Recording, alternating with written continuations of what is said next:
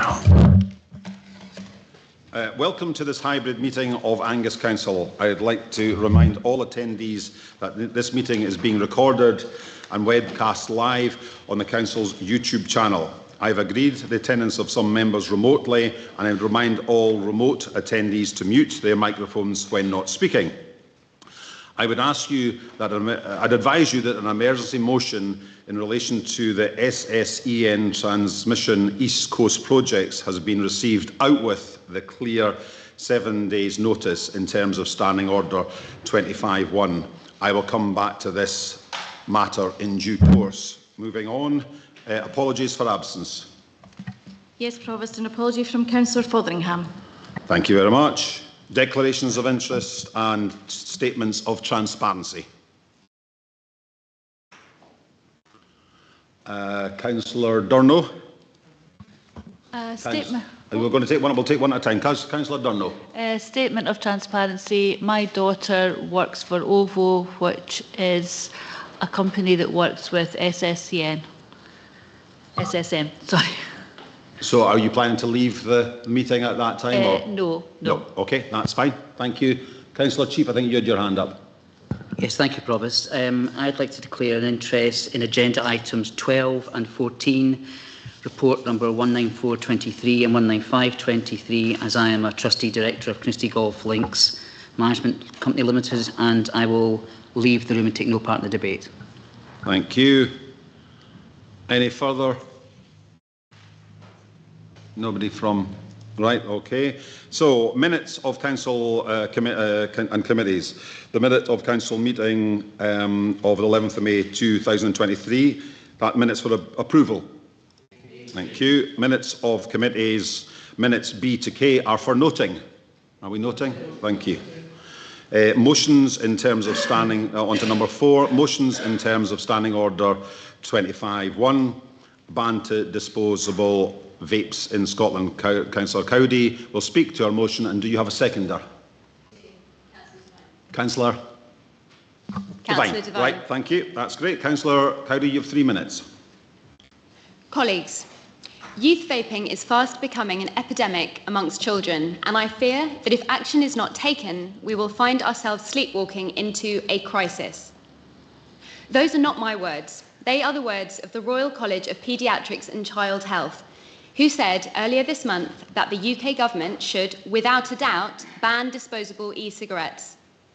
Now, I do understand that some people find vaping to be a useful tool in their efforts to move away from smoking cigarettes. However, it is my belief that disposable vapes, specifically with their low price point, bright colours and cute candy flavours, are, at least in part, designed to appeal to children. And that, I hope we can all agree, is completely beyond the pale. Constituents of mine have reported seeing children puffing away on disposable vapes who can be no more than 12 years old. These aren't people trying to give up smoking. For the vast majority of these children, a disposable vape will be their first ever experience of a nicotine product. Australia's Health Minister, Mark Butler, recently put it perfectly when he said, just like they did with smoking, Big Tobacco has taken another addictive product, wrapped it in shiny packaging, added sweet flavours, and created a new generation of nicotine addicts. We have been duped. In environmental terms, disposable vapes are fundamentally flawed and inherently unsustainable in their design. As electronic devices, they are difficult to recycle, yet their disposable nature means huge numbers of them are being thrown away every single day. Here in Angus, every one of us will have come across discarded vapes littering our town streets, our coastal paths, our woodland trails. I regularly find their crushed remains when I litter pick on my local beach, and to be clear, that's not just plastic pollution. Microplastics are absolutely devastating to the environment, but with vapes you're adding the chemicals too. The nicotine, the propylene glycol, and all the metals in the lithium batteries, the cobalt, the nickel, the manganese. All of these toxic and corrosive substances leaching into our beautiful natural environment and threatening our exceptional wildlife. Putting a disposable vape in the bin isn't the answer either. In fact, it can be extremely dangerous. The batteries in these vapes can cause devastating fires when damaged. Just a couple of weeks ago, a huge blaze at a council waste transfer station in Lancashire took more than 3 hours to put out, and and firefighters believe it was started by the battery inside a disposable vape. The young people and the environment of Angus just deserve so much better than this. I believe we as a nation must act on this issue and act quickly. Angus Council has a key role to play here, and I urge you to support this motion. Thank you. Thank you. And Councillor Devine. Thank you, Provost. I'm delighted to second this motion, although, to be honest, I wish I didn't have to. And to add Angus's voice to the other councils around Scotland who have already made their concerns known about the dangers of these relatively new disposable vapes. As convener of Children in Learning, I've been going round Angus visiting schools, both primary and secondary. Head teachers have commented on how worried they are for the health of their children and young people, as they see a lot of them vaping and hear about many more. These colourful, persuasively named disposable vapes are also so small that they fit into a hand and therefore are easily hidden from view from teachers and parents. One of the worst stories I heard was from a primary head who had been made aware of primary 5 children picking up thrown away vapes in the nearby park and inhaling them. As Councillor Cowdery has said, these are targeted at young people to ensure the tobacco industry has a future market. Nicotine is an incredibly addictive drug and very, very difficult to come off. Even more difficult than heroin, I'm led to believe. And anyone listening to this who has been addicted to cigarettes knows that only too well, and I include myself in that. But here we're talking about young, vulnerable bodies being subjected to this strong addictive drug, which I consider unforgivable. On the litter side, and I'll be brief, I've been on a few litter picks over the last few months and have been aware of these vapes just thrown away any old place. It's important that these great volunteers that we've got know that these need to be collected separately and disposed of along with batteries and not just put in with the other waste they collect. Again, Councillor Cowdery has explained just how dangerous that is. I hope you will all be able to support this motion. Thank you. Thank you. Do we have any questions? Questions? No. Comments? Councillor Bell. Councillor Doran. Any further? No one? Councillor Stewart. Shepherd. Any further that I'm missing? And Councillor Cheap. Right, we'll start with the first 5. Councillor Bell. Thank you, Provost. In autumn this year, the Scottish Government will publish its new tobacco control plan, which will cover e-cigarettes and vaping. In Scotland, as already mentioned, we have a policy statement on e-cigarettes that describes the potential benefits of e-cigarettes in a public health context when they are used to help people to stop smoking. But we do not yet know the full impact of using e-cigarettes, and the impact of disposable vapes made abroad and imported for cheap sales is becoming increasingly clear and disturbing. Young people and children as young as 8 are regularly using these products available online, via loopholes in sales legislation or through unscrupulous retailers or adults, and they are experiencing firsthand the toxicity and harm within these products. Children are bypassing actual tobacco products altogether and skipping right on to illicit drugs. Vapes are not a gateway to tobacco use, they're a gateway to illicit drugs. If you dismantle one, you'll find a lithium battery, sponge material soaked with the oily flavourings, and a switch that turns it on and off. In total, a little bomb waiting to explode. The charity Action on Smoking found that the number of UK children who've experimented with vaping has increased from 7.7% last year to 11.6% in this year. In Scotland, 1 in 10 S4 pupils now vape regularly. The children in our most deprived communities are more likely to vape. Public Health Scotland eagerly awaits the new SG tobacco control plan. And when the new plan is published, I'm also eager to see the Angus Tobacco Action Plan emerge from it and support us towards a tobacco-free generation. Our trading standards and environmental health colleagues will be central to its success, as will every parent, teacher, health professional and retailer. Fuller control of e-cigarettes and vapes, not only the disposable horrors we're highlighting today, is much required. In the meantime, the health of our environment and the health of our children and young people need to see the scourge of these toxic disposable vapes banned now. I support the motion. Thank you. Thank you, Councillor Bell. Moving swiftly on to Councillor Doran. Thank you.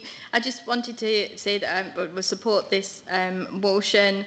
I was first made aware of the issue regarding disposable vapes through to the campaign that Laura Young from Less Waste Laura has led regarding the impact they have on the environment. And I too was extremely worried when I saw the report from the Royal College of Paediatrics and Child Health about the potential damaging effects of single-use e-cigarettes on children. And equally, the words of Dr. Kenneth MacLeod, who's a consultant respiratory paediatrician at Edinburgh Children's Hospital, who asked action to be taken very, very quickly, because we won't know the true effects of the use of these until things have been left too long, a little bit like smoking in the past. And if we wait, then we risk devastating effects. I'm also aware that there was potentially an issue here in Angus Council in the Birk Hill area very recently that could have been caused by one of the batteries from a disposable vape. And I'm also aware that in New Zealand, they have recently acted to ensure that all, and from August this year, all removable and replaceable batteries, if vapes have those, they won't be able to be sold. So other areas are able to act. So I support this motion and want to ask why we've not acted sooner and hope that that change can come very quickly. Thank you very much, Councillor Doran. Councillor Stewart.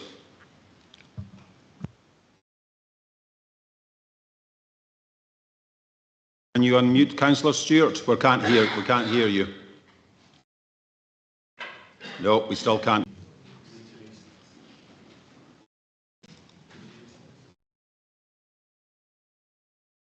Oh. We'll come back to you, Councillor Stewart, and we'll move on to the next person, Councillor Shepherd. Thanks, Provost. I want to thank Councillors Cowdy and Devine for bringing forward this motion today.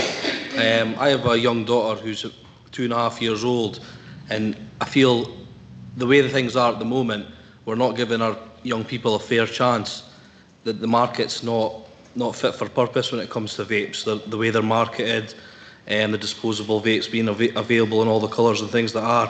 And I think today's motion is very much a step in that right direction, and I hope that as a nation we take the steps needed for this market to be proper and give our young people the very chance they need to not be addicted to these disposable vapes and vapes.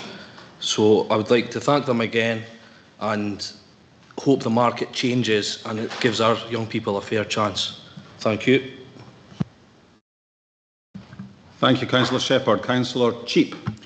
Thanks, Provost. I'll be very brief. As this is a motion rather than a report, I have not declared an interest, but as I work for a major retailer where vapes is admittedly just one of our sales categories, I feel it would be hypocritical of me to support the motion. Thus, I would like, if there is a vote, to record no vote, and if there isn't a vote, then I would like to record my dissent. Okay, thank you, Councillor Cheap. Councillor Shepherd, are we here now? Sorry, Councillor Stewart, are we now hearing you? I still see you. Right, that's you unmuted now. No, we still are not. What you're wanting to say, is this absolute imperative? If you can do it by a shake of yes or no, because if not, I'll have to go into recess.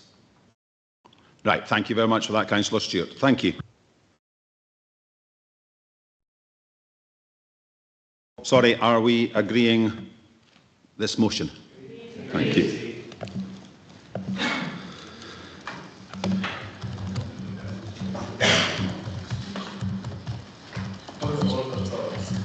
Yes. Would it not be worthwhile asking the other online members if they can communicate with the room, just to make sure that this problem rests only with Councillor Stewart in advance of the next item? That's a very good idea. Councillor Fairweather, can we hear from you? Hopefully you can. Oh, yes, we can, Councillor Fairweather. Councillor Gall. Can you hear me? Yes, thank you. And Councillor Proctor. Yes, and I agree with the motion. Great. Thank you very much, Councillor Proctor. Good point, Councillor MacDonald. So, moving on, my screen has frozen, so we're on to the second. Provost, yes. I wonder if I could suggest that maybe Councillor Stewart has his microphone turned right down, and if he goes into his settings, he might want to check that out. Beyond that, I can't help any further. Okay, thank you very much. Our second motion today is Pride. Councillor Melville will speak on this motion, and do you have a seconder, Councillor Melville? I do, Councillor Bell. Thank you very much. Go ahead. Thank you, Provost. June is Pride Month, where we celebrate the LGBTQ+ community and recommit to advancing equality for all and fighting hatred. I'm certain that all of us will look upon key milestones like the repeal of Thatcher's Section 28 and the introduction of equal marriage and rejoice at the progress that has been made. Here in Angus too, we have our first openly gay provost, something we should be exceptionally proud of. But progress is not irreversible. In 2021 and 2022, hate crime based on sexuality rose by 10% and hate crime against transgender people increased by 87% compared to the previous year. I think everyone will agree that that is a shocking rise in hate crime. Every one of us will have an LGBTQ+ constituent or loved one who has direct experience of this, and I want to give one example. Last year, while shopping in Dundee with their then partner, a young man was verbally abused, threatened with an alleged weapon, and called various homophobic slurs, which I will not repeat in this chamber, all simply for standing in a queue. He went to Police Scotland, who were fantastic and supported both men. However, the perpetrators were unable to be identified, and so nothing happened. Colleagues, the victim of that crime was me. Experiences like that one are not isolated. They are not unique to me or to gay people in general. Our lesbian, bisexual, trans and non-binary friends, colleagues and loved ones face similar and worse abuse every single day. So Provost, Pride is a celebration, but it is also a protest against continued injustice and discrimination. All of us have a role to play in defeating that hatred, in working for a better and more equal country. And there will be people in this chamber and outside it who wonder why this motion matters, so let me say this. It matters because in countries around the world, people are murdered by their own government for being LGBTQ+. It matters because today in this country, people are being abused and threatened with violence just for. It matters because basic rights like the right to marry the person you love are still seen as up for debate by some in society, and it matters because we still have so far to go. So to finish, Provost, though Pride Month is almost over, it's important for all of us to reflect on how far we've come, but to recommit to protecting and advancing equal rights for everybody.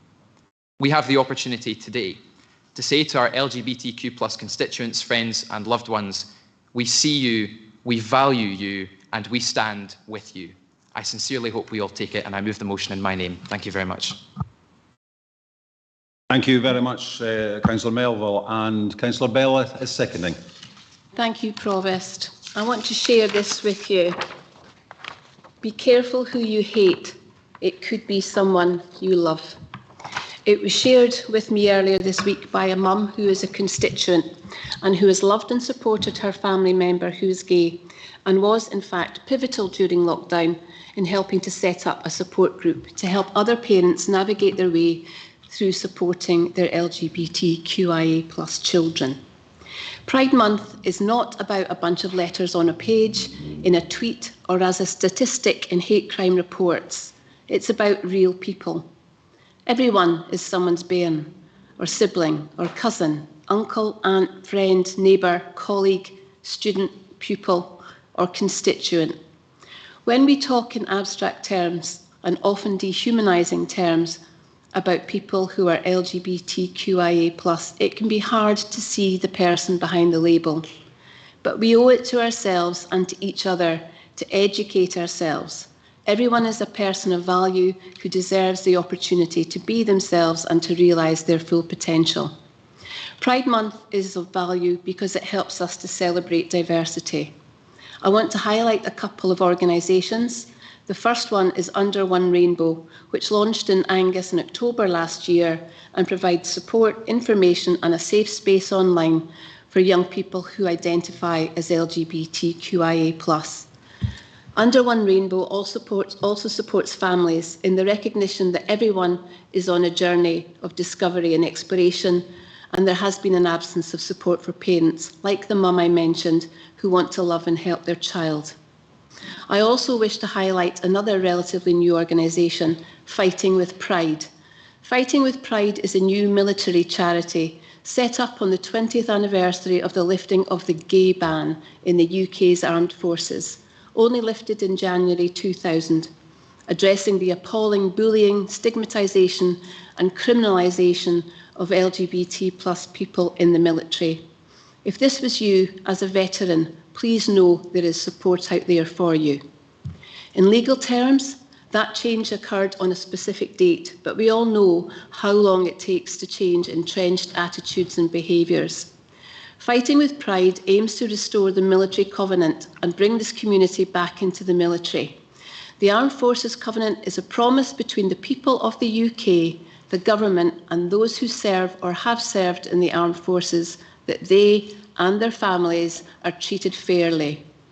I wholeheartedly commend Fighting with Pride in their endeavours and hope very much that our armed services are becoming a safer place for all those who choose to serve. Please remember that human rights for all do not diminish anyone else's human rights. Human rights are not a pie. I second this motion to celebrate Pride Month and to celebrate and join our LGBTQIA+ siblings in solidarity, taking action to address the wrongs that have been done, that continue to happen, to challenge, to protest and to help create a society that allows people to live safely in their own skin without judgment. I second this motion. Thank you very much, Councillor Bell. Any questions? Any comments? Councillor Doran. Councillor Proctor. Councillor Gregg. Any further questions or comments? Sorry, we're on to Councillor Fairweather. Right, we'll start with Councillor Dorn.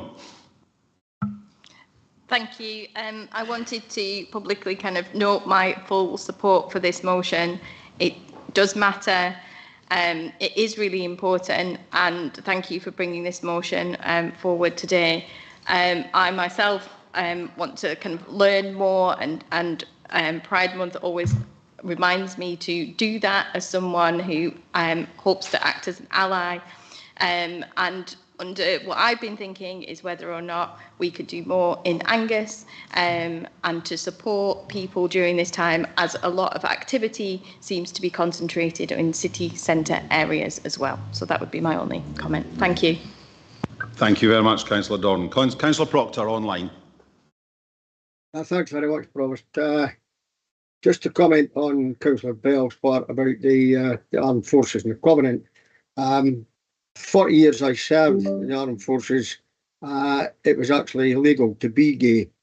However, through that time, I've known quite a few people who have been gay, and all I would say is they were excellent members of the forces, good soldiers, and I'm glad that the law, the King's Rules and Regulations, have been brought up to date in line with civilian law. And I support the motion. Thank you. Thank you, Councillor Proctor. Councillor Gregg. Thank you, Provost. I'd like to thank Councillor Melville for bringing this motion to the Council and wholeheartedly support it. A lot of people often ask the question is, well, why do we bring these motions and why do we have these Pride events? We have various laws and equalities and things like that in place, but it's the fact that we're still in this day and age having to bring these motions and to have these Pride events that shows that there is still a lot of work to be done. sometimes education is the best way to do that, and I think the education is educating people on the equalities is the best way to bring this. Often I sometimes hear walking out with the dog, things like that, something being described as gay in a derogative way, as saying that something is bad, oh, that's just so gay. And it's that kind of thing that we need to try and stop as well, which again reinforces why now, still in 2023, we're still having to have these Pride events and we're still having to bring these motions forward. So it does show that there is still work to be done, and I'm sure myself, Councillor Melville and everyone in this chamber will support this and work to change all that. Thank you. Thank you very much, Councillor Gregg. Councillor Fairweather. Thank you, Chair. Yes, I fully support this motion. It never ceases to amaze me, right when I'm out, and especially at my age. I mean, I'm 67 now, but the people that I tend to frequent with, around about that age, perhaps older, maybe a little bit younger, and some of the comments that they make, I can't help myself, as you probably know, that I have to speak out. I will not accept anybody saying anything about the LBGT. In fact, I actually wear a particular T-shirt that has that logo on it. And you know this, I wear that with pride. But not just LBGT, but any type of racism. The amount of times that I hear racist comments made, again, I can't stop myself from saying that's not right. And really, anybody hearing that, especially in a public place, it wouldn't. I've already said to one person that I would be quite happy, even though I knew him personally, to report him to the police, and perhaps that's what people should be doing. Thank you. Thank you very much for that, Councillor Fairweather. It was really nice to hear all these heartening comments made this afternoon from someone that took to 43 years of age to come out. It's nice to know we have that support, because in my teens and in my 20s and in my 30s and halfway through my 40s, I had to wait. So thank you for progress. Thanks very much. We'll move on to the next motion. Councillor, we're agreeing that, I take it, wholeheartedly. Wholeheartedly, thank you. Councillor Wan has submitted an emergency motion. This has been submitted out with the required time frame. However, in terms of Standing Order 11.7, I'm going to rule that the item be considered as a matter of urgency by reason of the special circumstance, or as Councillor Wan has clarified that the motion was submitted out with the time frame due to the consultation deadline. Councillor Wan will speak to this motion, and do you have a seconder? Right, okay, thank you. Over to you, Councillor Wan. Thank you, Provost. My motion, as you will see in front of you, is to write to SSCN and request that they publish and provide details of future engagement activity planned with communities in Angus on this development. This should be of a gold standard to reflect the size and impact of the development. A detailed plan should set out clearly how details of activity will be communicated to communities, timescales, and where and when specific engagement activity will be undertaken. Feedback should also be sought from communities on this engagement plan. It is important for the people in Angus to know that this is not an objection, and I make no opinion on the actual infrastructure project, purely the way that SSCN have treated the communities we represent in Angus. However, I can only say that the messages I have received so far are pure panic from constituents who feel lost, not knowing what to do, and feel they are at the end of the line. That is why they need us, their elected representatives, to stand up for them, and that is why I am bringing this motion today. If we are going to transmit all this power from wind, carbon capture and hydrogen down the line, better infrastructure will have to be built that will protect our energy security, keep bills down and help the environment. We must do it. However, there may be options that have not been discussed with SSCN. And after my dealings with constituents, we think this is the only way we're going to get a way forward that's acceptable to communities. At the end of the day, all the councillors are only here to do that. Angus has been an information desert with regards to this. It transpires local councillors have been missed out of meetings. Forfar got missed out, and I understand the local MP has not yet met SSCN either. And this is just the things we know about. You only have to dip into social media to see how people have reacted to all of that. And while talk of objections and protests might not be helpful to what is a very important objective, carbon net zero, we need to give Angus residents the confidence that SSCN has given them that engagement they deserve. Should we need to ask for a public inquiry, who's going to pay for this? This is a nationally significant infrastructure, and I would suggest Angus will be joined by other council areas. So it will be for the Scottish Government to bear any costs as the planning and consent is devolved. We don't want to be paying for this. We just want to make sure that this is a gold standard consultation. Even just the other night, Glamson Area Community Council met with SSCN in a well-attended meeting where they stated that they were not extending the consultation but would still consider representations up to the end of the year. Whilst well-intentioned, this also means they can ignore any comments. We must ask that they extend this consultation or at least engage better with the communities, or our next step will be to write to the Secretary of State and insist on a public inquiry. You don't have to be an expert to see what a botched job of consulting so far SSCN have done, and I would ask for support on this from all the councillors in the chamber here today. Thank you. Thank you very much, Councillor Wan. And Councillor Proctor is going to come in seconding. Thank you. Thank you very much. I've got great privilege to actually second the motion, and I think Councillor Wan has more or less said everything I was going to say. I think the presentation when eventually did get off the ground this morning should have actually gone out to the public. That information should have gone out to the public months ago so that they could have been informed. And as Councillor Vaughan quite rightly says, we've seen a lot of panic, I think is the right word, amongst our people in our constituencies. And I do hope that everybody in the chamber can support this motion, because I do feel SSCN have let the people of Angus down very badly. Thank you. Thank you, Councillor Proctor. Do we have any questions? First of all, no. Question. Is that a question? Oh, no. Scour round once more for any right comments. And Councillor Beattie did have his hand up first. Is there any other comments? Councillor Doran? No one at home. So we have Councillor Beattie and then Councillor Doran. Thank you, Councillor Beattie. Thank you, Provost. I'm just going to be brief. It was good to hear today that SSCN have extended the consultation period by a further 5 weeks. It's been a constant complaint from constituents that they haven't had enough time to explore this properly and to scrutinise the consultation document. It's good to see that they've recognised that their early consultation has not gone well at all, and I'm glad that everyone will have that extra bit of time to complete the consultation. And I'm also glad to announce to Councillor Vaughan that our local MP has met with SSCN, and he will be publishing that shortly. Thank you, Councillor Beattie. Councillor Doran.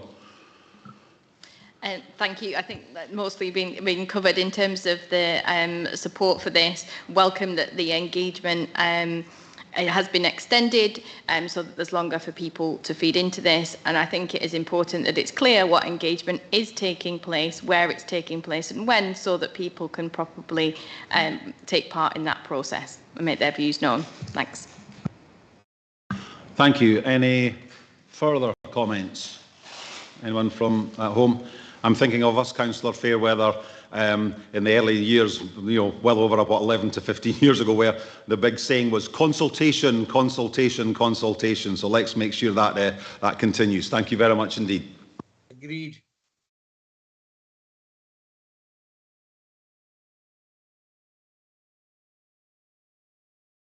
Better make it on the speaker. Is that all agreed? Thank you very much. Appointments. Communities Committee, the Provost has intimated his resignation from Communities Committee. Accordingly, the Council is asked to fill this vacancy. Councillor Whiteside. Thank you, Provost. I'd like to nominate Councillor Cheap. Thank you.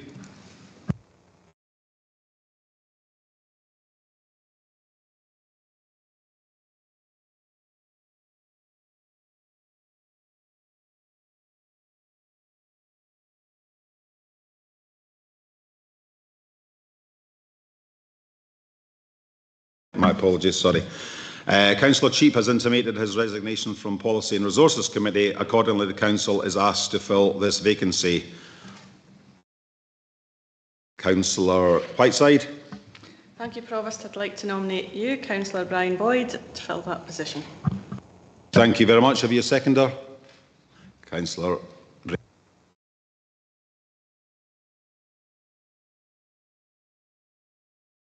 Agreed by everyone? Yeah. I have it down here in bold as well. My apologies.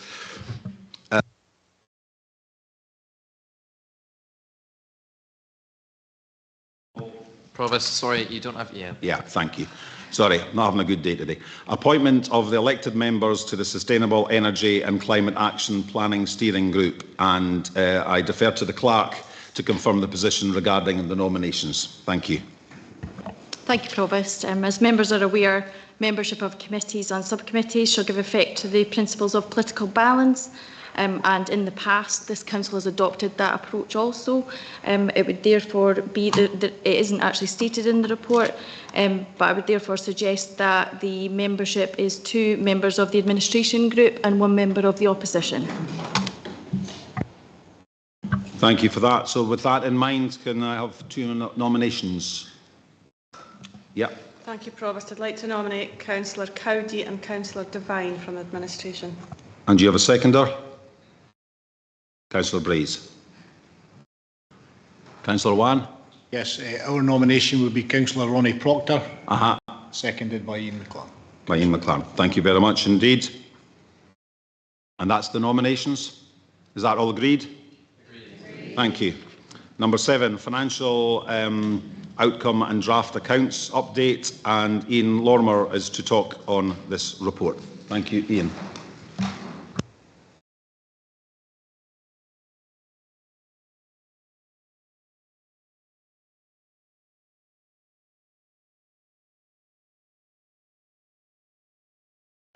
Thank you, Provost. Good afternoon, elected members.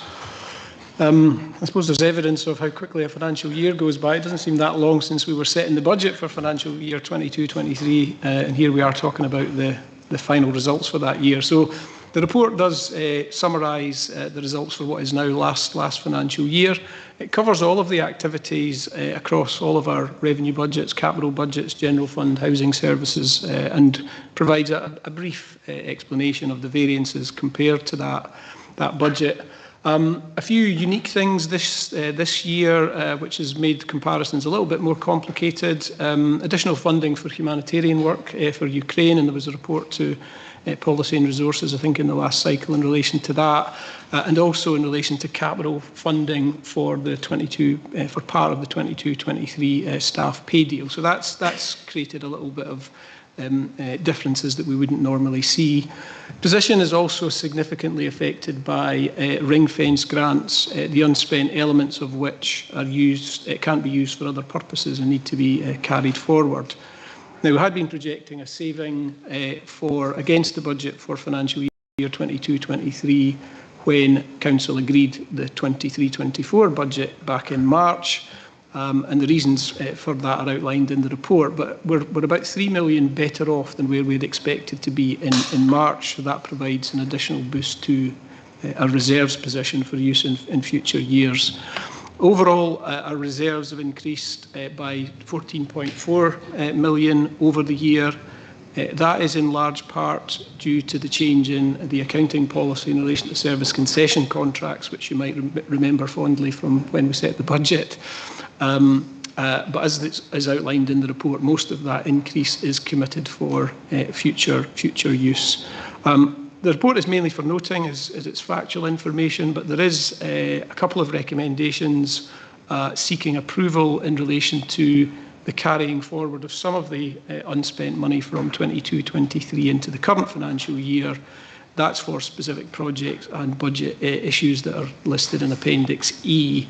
And that flexibility between financial years helps services manage their budgets more effectively. So that's a whistle-stop tour of the report, Provost, but happy to answer any questions.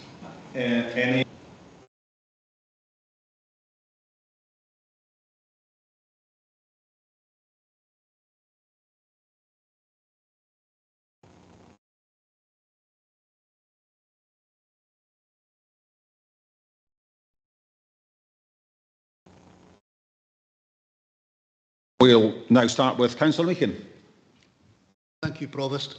It's in relation to page 62, at the bottom of page 62, other services. I can see the return there was roughly 4.3 million, which is only second to, bear with me, education and lifelong learning. It's quite a sum of money. I think it's been asked before of what this area actually contains. To be the second largest, if you like, to return, I wonder if you could maybe just fill us in a little bit of what's in that area. Yeah, thank you, Councillor Meakin. Yeah, it's called other services, and it kind of holds the budget and the spend for things that don't naturally sit within mainstream services. So it covers things like the biggest area of spend under other services is a council tax reduction scheme awards. That's about nearly £6 million. But in this instance, the reason that it's returned such a significant savings really for two reasons. One, we hold any underspends on staff costs across the council corporately through the other services budget. So that means if there is vacancies that we've not been able to fill across the organisation over the period of the financial year, the saving on that at year end sits in the other services budget. Now, as we say in the report for 22-23, there's a whole range of reasons in relation to staff costs that meant a sizable underspend, almost doubled the budget underspend on staffing.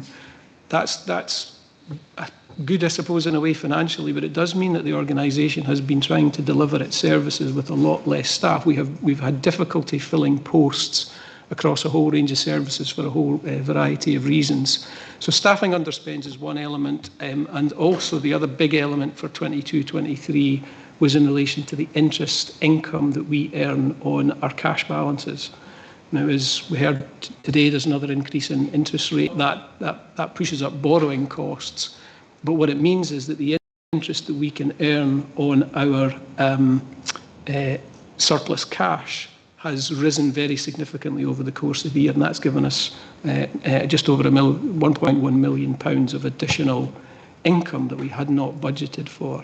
And those type of things are part of the reason we've got us in the financial year. So hopefully that answers the question. Thank you very much. Councillor Shepherd.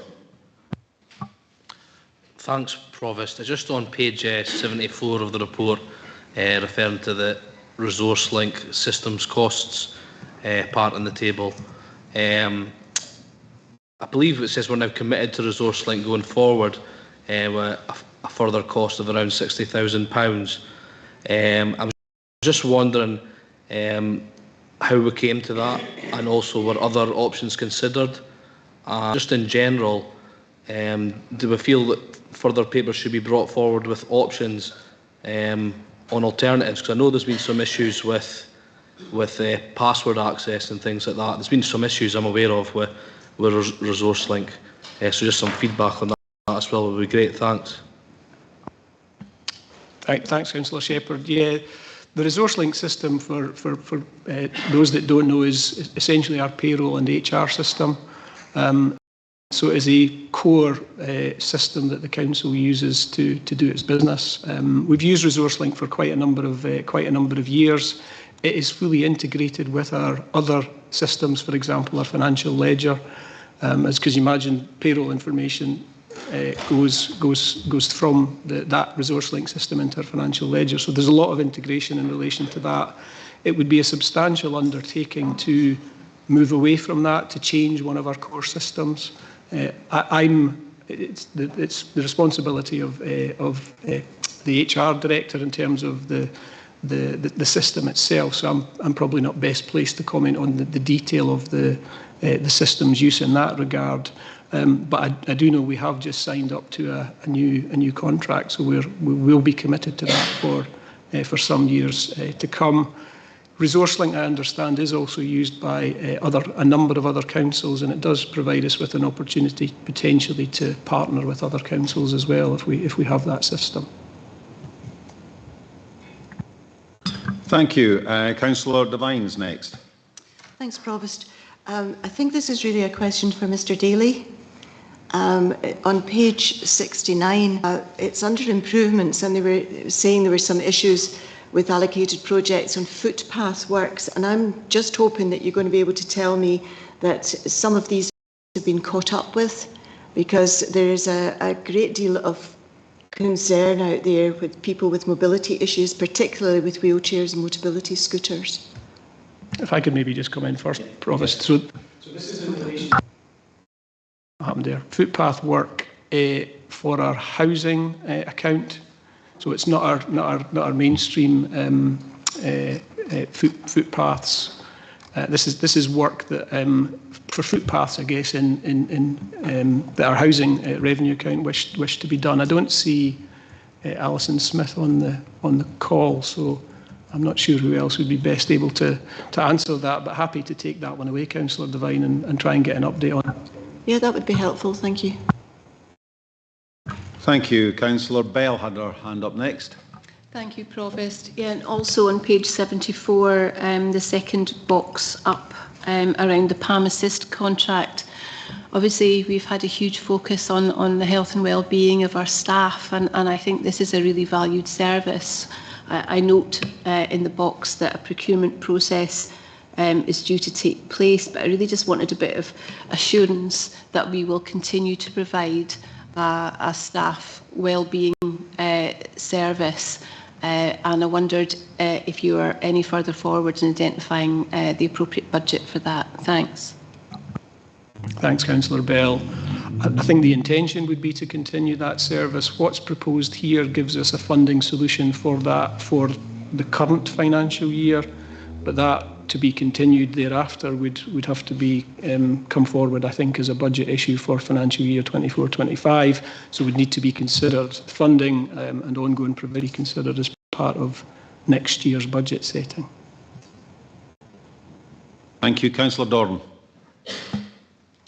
Thank you. So I just wanted to note that it's my understanding that there was around £1 million worth of savings in the education and lifelong learning budget due to the wages from industrial action taken by teaching staff.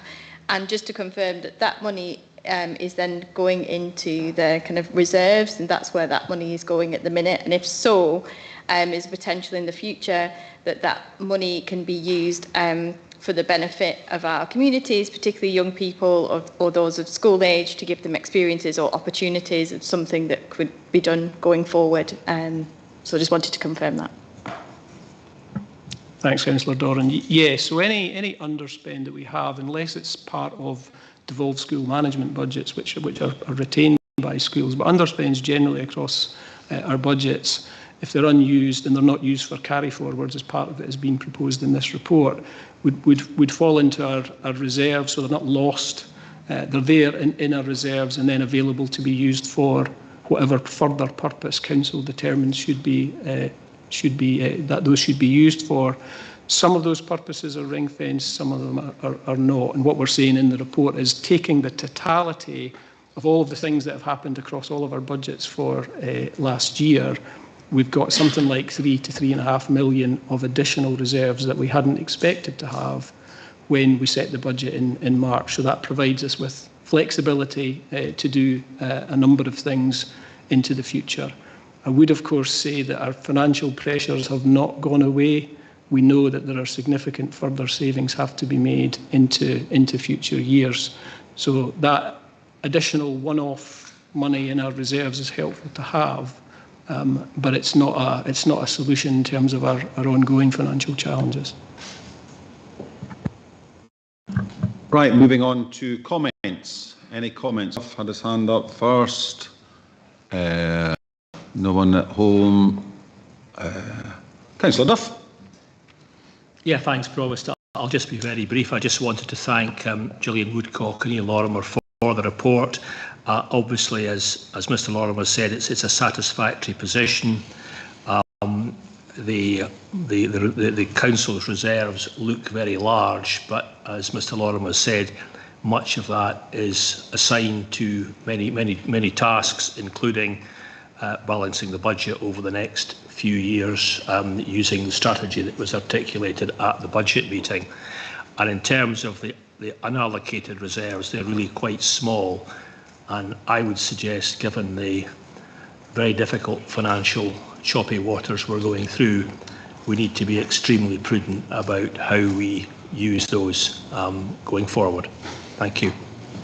Thank you very much, Councillor Duff. No further comments. So, recommendations are A to D are to note, E and F are to approve, and G is to note. Is that agreed? Moving on to number 8, council tax on second and empty homes consultation proposed Angus Council response. Mr Lorimer, do you want to speak on this? Very briefly, yeah, right, thank you. Okay, yeah. So the report brings or advises Council of a consultation that's underway on potential changes to the legislation in this area and sets out a proposed Council response. The report isn't seeking any policy decisions for members at this point. There's no changes proposed to existing policies. If the consultation results in legislative change, then we would bring back to Council for consideration any policy changes that are proposed. I think in general terms, I would say the proposed response, there's quite a number of questions. Some of them are not relevant to Council, they're relevant to individual taxpayers. But the ones that are relevant to Council, in general terms, what we're saying, or proposing to say, I should say, is that we welcome the opportunity for more flexibility in terms of how the arrangements work at the moment. Think the impact of those changes, if they were ultimately to be applied in Angus, would be relatively modest in terms of impact on our income and housing supply. And we're also suggesting that there does need to be a balance between taxation changes and the impact on taxpayers. So that's the proposed response. Provost, happy again to take any questions. Is there any questions? Councillor Cheap for a question. Any further questions? No, Councillor Cheap. Yeah, thank you. Mr. Lord, just for a point of clarification here, and if there are who are private landlords and are perhaps about to sell a property to allow other people for it to enter the private market, people to buy property. If they have a house, for example, and that house had to be emptied and then had to be perhaps refurbished and then marketed during the period of the tenant moving out, who are responsible for council tax up to that point, and then it being sold on, would these properties then become 100% extra council tax in that period between a tenant moving out and a house for sale? Thanks, Councillor Xavier, because it depends on the relief or the exemption applies to the property rather than the taxpayer. But the purpose of the policy is to try and encourage properties to be brought back into use, and we do apply discretion, because it's not, the idea is not to, in an ideal world we wouldn't be generating any additional income because there would be no long-term empty properties. So we will apply discretion in individual cases. There are set rules that are applied in terms of the periods of when a property is empty. So the additional premium, if you like, does not get charged straight away. And we do have flexibility within the regulations to apply, exemptions or extend exemptions in specific circumstances. But it would very much depend on the individual case. Any comments? Councillor Proctor, Councillor Proctor, is that another? Are you asking a question first, or are you going to be starting off with the comments? It's a question. Question for Mr. Lorimer. Again, Mr. Lorimer, I should probably know the answer to this, but I don't. The income from these properties, does that go into the general fund, or does that go into housing revenue? Thanks, Councillor Proctor. The answer is both. We take that income, and a proportion of it, I think it's 75%, goes to the general fund and 25% goes into the affordable housing revenue account, which can then be used to support affordable housing. Thank you very much. Comments? Any comments on this report? No, that's fine. Therefore, The recommendations are A, to note, B, to consider the proposal response in Appendix 1, C, to approve. Is that agreed? Thank you very much. Now moving on to Monteith Community Hub and Library project implementation. And either Ian Lorimer and or Vivian Smith, do any of these two want to speak on this? That one's with me as well. Yes, thank you. That's why I've not moved. Thanks, Ian. Yeah, really pleased to bring this report to Council today. It's the culmination of many years of activity by the local community in Monteith, some of whom are at the meeting today, working very hard to create a community hub, and more recently the idea of bringing library and access services into that hub. Now, Council agreed in September last year, following consultation with the local community, in principle certainly, to the relocation of the library and access services to the new hub at the Blue Seaway. Since then, a lot of work's happened in terms of finalising designs, planning permission, tender for the work, and the report for Council today goes through all of the detail of that and the background, including the updated costs and a proposal in terms of how it will be funded. The report is seeking approval to progress to implementation, and if that's approved, legal agreements between the Council and Monteith Community Resource Group will be finalised so the project can begin in the relatively near future. There are, of course, and the report talks about this, quite a number of risks with a project like this, not least of which is financial sustainability once a building is open. But the project also delivers against quite a number of the priorities in the Council plan. The consultation that was in the report from last year flagged some concerns about the location of the library being away from the high street, the public transport options for that, and the plan is to reroute or amend the routes of quite a number of services to include a stop as near to the new facility as is feasible, given the railway line is a constraint. So overall, the project's ready to go. I would say because of the impacts of inflation, in particular on costs, it does feel to me like it's kind of now or never for this project. This one has been in the works for a long time, but really pleased to bring it for decision today. Happy again to take questions, Provost. Any questions? Any comments? Councillor Whiteside. Thank you, Provost. Oh no, I'll take all of them just now. Councillor Melville, if that's okay. Sorry.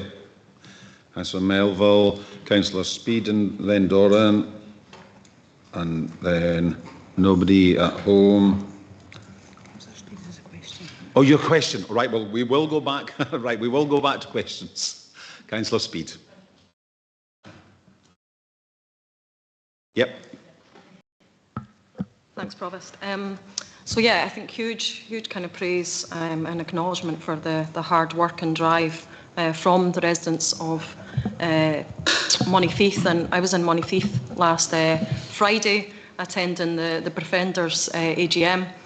And it was just nice to spend some time and just kind of get a feel for things within Monteith and just feel that kind of hustle and bustle along the main street, as well as a trip down to the seafront. So it's very much recognised within the report some of the challenges around accessibility, and I just wondered how that it will be kind of measured, monitored kind of going forward, just to ensure that those that perhaps do experience the greatest challenges of getting around, especially pedestrians who may be older or on foot, and may need to access, vital access to the access service or the library, but may be impacted. What will we do just to kind of capture that?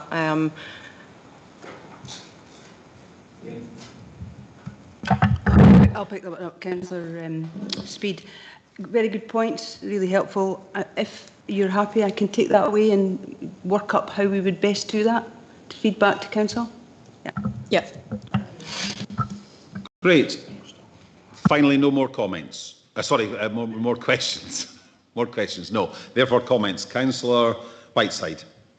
Thank you, Provost, and thank you, Ian and Vivian Smith, for bringing this report. I'm delighted to welcome this report and, in particular, the recommendation to approve the funding gap proposals. The Monteith Community Resource Group have worked tirelessly for years to get to this stage and should be applauded for their determination, perseverance, and I don't think they'll mind me saying their bloody mind in this. Additionally, the partnership working between the Council, Angus Live and members of the group means that a solution has been found that's both mutually beneficial and should help ensure the viability of the library provision in Monteith for many years to come. Indeed, should this model prove successful, as I'm sure it will, this could be a template for how services could be delivered innovatively across Angus in the future. I can't ignore the financial challenges of the project. However, despite the current economic climate, this administration made a pledge to look at new ways of doing things in order to protect as much as possible the services which are delivered by the Council. An investment in this new energy-efficient building and the agreement to share the space will bring benefits and efficiencies to both groups and help ensure the success of both. A facility such as this has long been needed in Monteith and is keenly anticipated. I urge my colleagues across the Council chamber to support this proposal. Thank you. Councillor Melville. Thank you, Provost. This does feel like a long time coming, and I have to say, like Councillor Whiteside, I'm over the moon to see this plan come to fruition. It's been in the works for so many years, and like Councillor Whiteside, I want to pay tribute to the outstanding efforts of residents over that period, particularly those that were involved with the Monteith Community Resource Group. And having lived in Monteith for a number of years now, I know in my heart and in my head how much this hub is needed in the town. It will tie fantastically with the new active travel path at the waterfront and provide key space for community groups, residents, and crucially, it will protect the long-term future of our local library. It's yet another milestone in the positive development of Monteith as a town, and I hope you'll indulge me, but when standing for election to this place, both myself and Councillor Whiteside pledged to protect the library and support new community spaces. And if this proposal is approved, since 2022, we will have injected £420,000 extra into the project, approved the inclusion of the library and legally committed to its construction. And to me, that is a clear-cut example of the progress this administration is delivering in very tough circumstances. I do want to thank Ian Lorimer for drawing up this plan, and I would end by encouraging my opposition and non-aligned colleagues to give it their full backing, because this facility really is needed in Monteith. Thank you. Thank you. Councillor Dorn. Thank you. So I also want to urge people to support this. It is a much needed space in Monteith and a needed space for the community to gather together. I really believe that community groups aren't just a nice thing for communities to have. They're vital in serving the communities in their area, and I hope people kind of considered and realised that during COVID and the lockdowns and how the gap in those made people feel. They're vital to bring, whether that's babies and children and parents together, sessions for people to learn something new, or for specialist groups to help and support those who might be dealing with health or life-altering circumstances. So I would urge people to support this too, because it's essential to have these spaces for our societies to be healthy and happier as well. Thank you. Councillor Wan.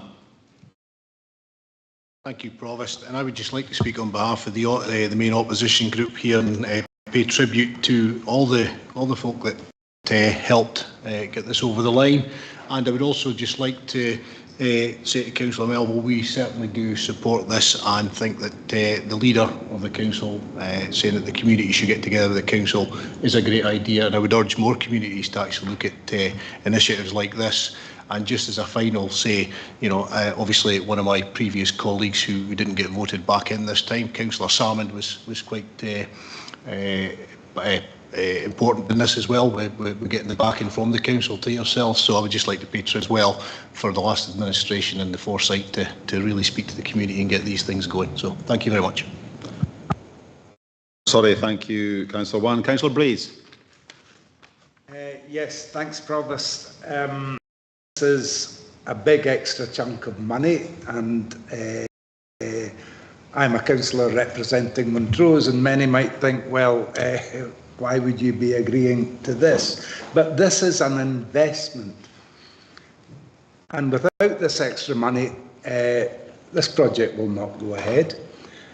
And without this project going ahead, we're going to have an enormous headache because we're depending on projects like this to lead the way, as Councillor Wan has said, to big change in how council and communities interact in the delivery of various services. So I'm fully supportive of this, and I would congratulate MCRG on all they've done so far. And I would ask officers to make sure that they get every assistance, as I'm sure they do and have been, in attracting extra funding where they can find it, and maybe looking at loans where they were able to repay it for some of that funding. Thank you. Councillor Fairweather, you did have your hand up, but it's down now. That's right. Okay, that's fine. Thank you, Councillor Fairweather.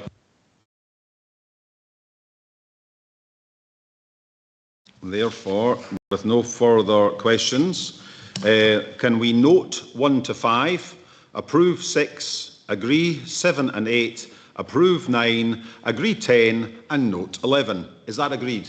Agreed. So, moving on to number 10, Standards Commission's decision. Jackie B. Oh, yes, yes, yes.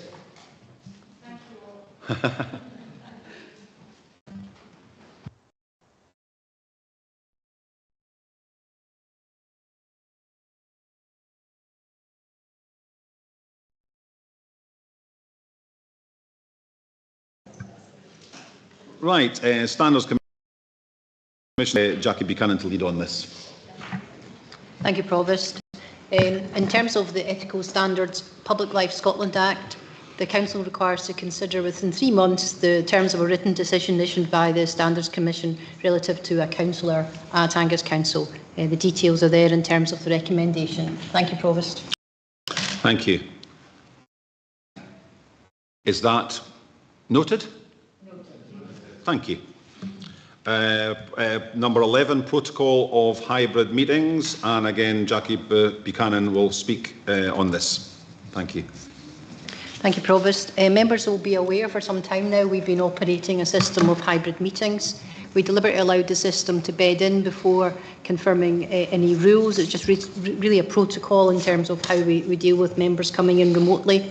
The protocol is attached to the report. There's maybe a couple of aspects that I will raise in terms of it. The first thing to be aware of is it is in fact the Chair's discretion whether or not to allow a hybrid meeting, and the protocol provides a process for that to be done. Once the Chair does do that, then everyone who wants to come in on a hybrid basis can do so, but it's subject to that consent. The other thing that we changed slightly in terms of the previous practice was that previously if any member lost connection, we'd said that automatically what would happen is that we would have a recess. But technically in any event, what requires to happen is members need to agree to that. So if someone slips offline, the committee clerk will alert the Provost or the Chair to that, and then if a member wishes to allow a recess, then that will be agreed, and then a recess would take place. But otherwise, if there was no one wishing that to happen, then the meeting would continue. It's still open for the elected member to telephone in, and we have process for that and telephone numbers also. And the other thing just to mention is that it's helpful if the committee clerks are aware in advance if you wish to remote in, and we've asked just as a matter of courtesy if you could let them know 3 days in advance. I'm happy to take any questions on the detail. Questions? Right, that was Councillor Shepherd. I saw his hand first, then Councillor Wan. Thanks, Provost. I just wanted to mention a couple of points on the report. One of the ones is just a slight concern over conveners or vice conveners, whether they allow remote members to join by hybrid. You know, maybe I'm looking too far into it, but you could have a sensitive vote, and you know, if it's decisions taken for them not to join, that could affect voting numbers. So I just think maybe that could be reworded or looked at. And the second point was just on the backgrounds, like when you're reading the report, the detail on the backgrounds, like some of the backgrounds I'm seeing today wouldn't fit the criteria on the report. Like personally, I've got no problem with Councillor Tommy Stewart's background today, but it wouldn't fit this report. So I just wonder if we just need to have a wee think about whether there's that in the document in front of us. But because I just think it's important to get this one right, because remote access and remote participation, it allows people to come from different backgrounds, and for elected members from different backgrounds, people sometimes need a second job, especially with the cost of a living crisis, and I think we need to make it as open as we can to everyone. Thanks. Great. Was that the question? Half and half, really, Provost, wasn't it? I think we'll leave that at that. Questions just now from Councillor Wan. Sorry, yes, you want to try and... Through yourself, Provost, it's just in relation to the first point you made. I understand exactly what you're saying, but unfortunately we're inhibited by the legislation. It simply says that the chair is the person that decides. To be honest, it was way before COVID and it was never anticipated. And it may be a change in the future, but that's what we have, unfortunately. So we're just working within the parameters of that. Thanks, Jackie. That really makes it clear. It's not really up to date, so thanks for that. Question from Councillor Wan. It's similar to Councillor Shepherd's on the first question, so that's been answered. There was in connection with the chair. The other one was the courtesy in 3 days. It was more just in case there's a change of circumstance. And I know you're saying it's courtesy. There is no, there would be no backlash, for example, if somebody had to change their mind within an hour of the meeting because of circumstance or whatever. No, it's just that's absolutely fine. Yes, if circumstances dictate that. Councillor Stewart. Can you hear me? Oh yes, we can, Councillor Stewart. Thanks. Yeah, it was just in response to, I think it was Councillor Shepherd. The background that I've got on is obviously available on Teams, but it was a suggestion that possibly the council officers, the IT department could have something that everybody that is remotely should use, because obviously these are backgrounds that's available on Teams. Personally, I don't see what the issue is with whatever background you've got, as long as it's something that's appropriate, and all these seem to be appropriate. They're on Microsoft Teams. I don't see it as a big issue, but it might be something if we had something uniform that everybody had to use, just one background. So is that your question to Jackie Buchanan? Well, that would be my question to IT. Someone within IT, if they can answer. Okay, we will take that back to them, Councillor Stewart. We're still on questions. Councillor MacDonald's got a question. Thanks, Provost. Yeah, just to echo what everybody else has said, and looking at recommendation 3, quite happy to support 1 and 2, but I do think the recommendation 3 is important based on some of the feedback that we've had here. And I would like to see, personally, the document actually trimmed down, simplified, and some changes made, if that would be possible, with the head of the Director of Legal and Democratic working with conveners and maybe elected members to go over some of this a bit further, because I think there could be changes made that suits councillors better. Like, for example, the 10-minute window, the 3 days, as Councillor Stewart said, the backgrounds. These are all things that I don't actually think make any difference to chairing a meeting, and it should be incumbent on the councillors to be there on time, to make sure that IT is up to scratch and to make sure everything works. So for me, I would trim that right back, and I would look at exercising recommendation 3, but in consultation with the elected members that are interested.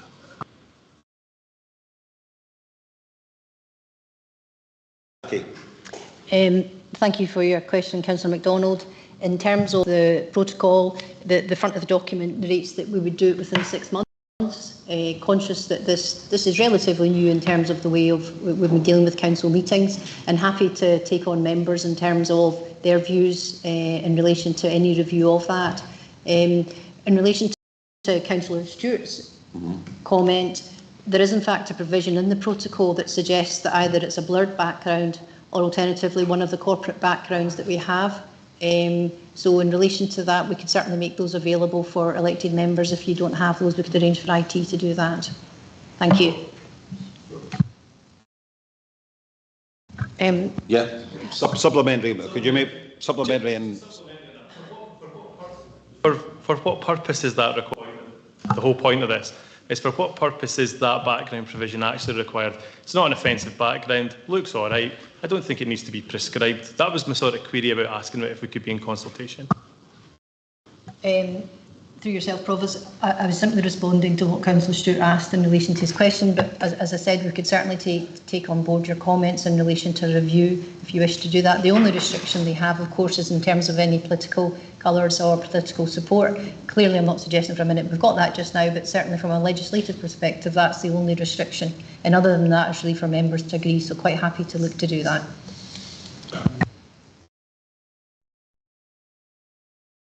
Yes. Yeah, it was just really to seek clarification with regards to what Councillor MacDonald was suggesting with regards to the 3 days. I was quite supportive of what Councillor Wan was querying, and that it's good to have that flexibility. You might... Sorry? You don't think we need... Yeah, and we don't... It's not needed. Okay, that's fine, yeah.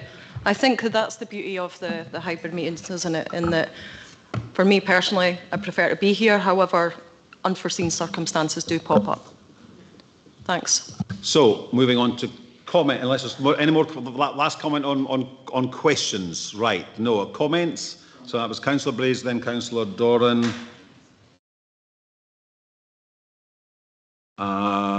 Is that Councillor Durno? Is that 3? Any further advances on 3? No, that's great. Right, we'll move on with Councillor Braze. Yes, thanks, Provost. This hybrid thing is all pretty new to us, and you know, COVID has forced all sorts of organisations down the road of hybrid. Well, firstly, all online meetings, and then hybrid meetings. It's a big step forward, but it is a work in progress. I think it's hugely important that we always remember that a councillor's role is a part-time job with part-time pay, and a lot of people have to fit other work around it. And I personally think, I feel quite strongly, that there should be no need for 3 days' notice, and we need our staff and officers to be well equipped and resourced enough that they can comfortably cope with elected members who have to join with 10 minutes notice or less. So it's really important, because we need to get the best out of this technology. We also have to recognise it is a work in progress. Thanks. Thank you, Councillor Braze. Councillor Doran. Yeah, as others have said, I think the ability to have hybrid meetings is incredibly important.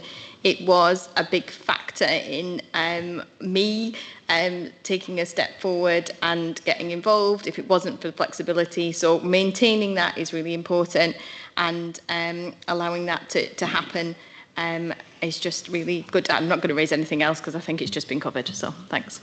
Thank you, Councillor Durno. Oh, yes, sorry. Carry on.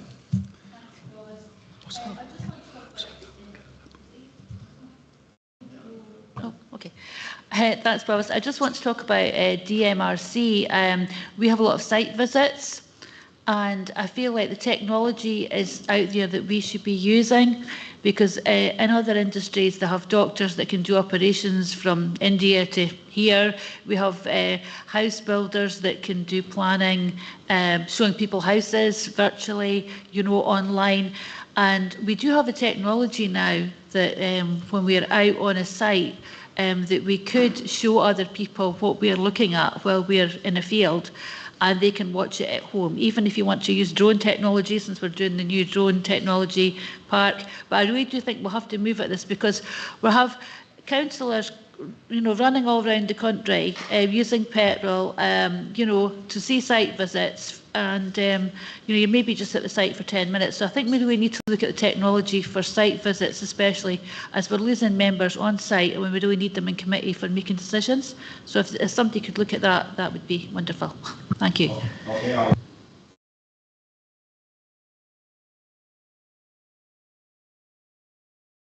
I'll let Mrs Buchanan come back on Councillor Doran's comments and Councillor Durno's comments. Thank you, Provost. It was more generically in terms of the 3-day aspect. We're quite happy just to take that out if members wish that to happen. It's not a problem. We could remove that. As long as we didn't, I guess, get 26 requests just before the meeting. But I'm sure even if we did, we could cope. So happy to take that out. In terms of looking at more advanced ways of doing site visits, absolutely up for that, but we would need to speak with our IT colleagues, so maybe that's something we could look at and come back to members with. Okay. So with that in mind, it's sounding like we're wanting to slightly amend 1, 2 or 3 here. Councillor MacDonald, or no? So we're approving the protocol as it is. But then you wanting a further report brought to all? Do you want to add in the words for all conveners, or are you content with this to go through? The recommendations are fine. Okay. That's great. So during the debate, it's been made perfectly clear to to Mrs Buchanan where we are with it. Councillor Shepherd. Just for the recommendations, just bringing it back to one of the backgrounds in the room. I think we could, before we move it through to approve it, could we just maybe change the wording, Jackie, that it's not just the council, corporate backgrounds, and the blurred ones, but we could maybe include just generic, non-offensive ones. So that would cover Councillor Tommy Stewart's background. I'm just trying to save your background for you, Tommy, before we go through here. Through yourself, Prof. Yes. Sorry, we really need the door open. Yes. It's just too hot, so I'm just going to wedge the door open. Is that all right? Yeah, of course it is. I'll have to close it for when we're going to private, but we can keep it open.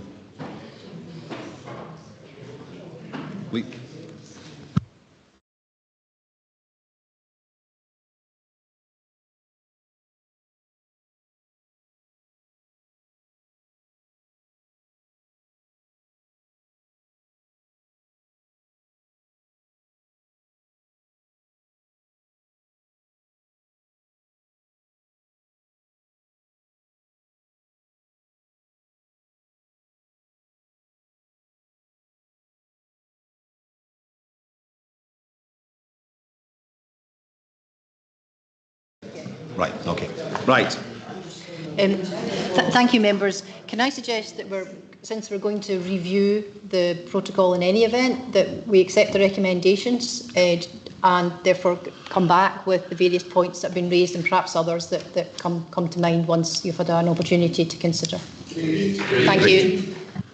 So, 1, are we approving 1, delegating 2 and noting 3? Is that agreed? Thank you. Oh, you can, Councillor Speed, my apologies. Yeah, on you go, carry on. I'll let you come in after, thank you. What I was going to say is, and I don't like actually spending too much time on these type of agenda items or debate or discussion, because I think it's very much about what's serving us. And I think what we need to remember in all of this is that these meetings are public, and it's about what works also for the members of the public, for our residents or citizens of Angus. And I think the hybrid model is great because it removes those barriers, it allows those to come in person if they wish, or they can log in remotely. And I just wondered, when there is a future report back, whether we can perhaps just monitor just how much interaction the public are having with our meetings, because we obviously should be encouraging democracy and greater participation. Great. Thank you for that comment. Thank you. So, moving on to number 12. Can you sorry. Yeah, we'll let the directors leave.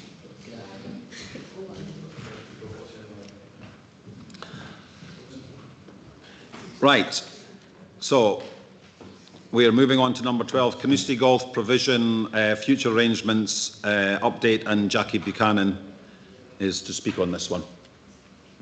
Thank you, Provost. Members will note that this is in fact a noting report, just noting the update since the last meeting, which was on the 20th of December, relating to this issue. Since then, the Director of Finance, Ian Lorimer, issued a letter to CGLMC just simply outlining the outcome from that meeting, which was not to progress at that time with the public consultation on the CGLMC proposals. as put before Council on that date. There was then correspondence, various correspondence, firstly between the Director and CGLMC, Director of Finance, and then we had a meeting with CGLMC and their advisors and our advisors too in late January. Following on from that, there was various discussions between February right through until April, and then quite substantial information came through to us between April and May, and is still ongoing in terms of considering that information. The detail of it I'll cover off, and we'll cover off in terms of the exempt report. We've continued to highlight the significant aspects that are relevant for the Council and also relevant for the residents of Angus. And I've narrated these in paragraph 5.2. So there's evidence that major championships are going to be secured on a regular basis at Carnoustie. A guarantee in relation to local golfers' access rights at a level of cost and availability which is acceptable. The financial return on the investment needs to be robust and credible to ensure a sustainable solution for all parties, and there needs to be some level of financial return for the Council in relation to any change in the current agreement in respect of Carnoustie Golf Course. Now, in terms of any public consultation, just to highlight again that members will be asked to approve any such consultation before it begins, and the results of the consultation will in turn come back to members for a final decision on matters. There's also an update on the planning side of things in paragraph 6 of the report. I would draw your attention to paragraph 6.4 in particular, where it indicates that there will be a consultation event at the end of this month on the 29th of June. Following discussion with Council officers, it's been agreed to postpone that event and bring it forward later in the year as part of a coordinated approach to engagement about place. This will allow a bit broader discussion with all stakeholders around the wider master plan elements of their ambitions. The risks, as are outlined in the previous report in June last year, and I'm happy to take any questions on the public report. Now, with that in mind, I'm also going to remind councillors that if you do have any questions and comments, not to err into financial or confidential areas. That can all be brought up in number 14. So with that in mind, do we have any questions? Councillor Speed. I'll get you this time, Councillor Speed. Any further questions? Councillor Speed. Okay, thank you. I just wondered, in regards to the council making it clear in terms of the evidence that major championships, such as the Open and the AIG Women's Open and the Alfred Dunhill, those type of events. I wonder if somewhere in there could be something around accessible tourism and the disabled kind of Olympic kind of golf sporting world, because there is huge kind of market there as well. And I just wondered if there is somewhere in there that moving forward we can ensure that the venue and the type of events are kind of maximised in terms of accessibility. Because there's obviously a lot of overseas travellers and athletes that, it would be great to see somewhere like Carnoustie being able to accommodate major sporting events for the disabled community. Is that something that Council could commit to?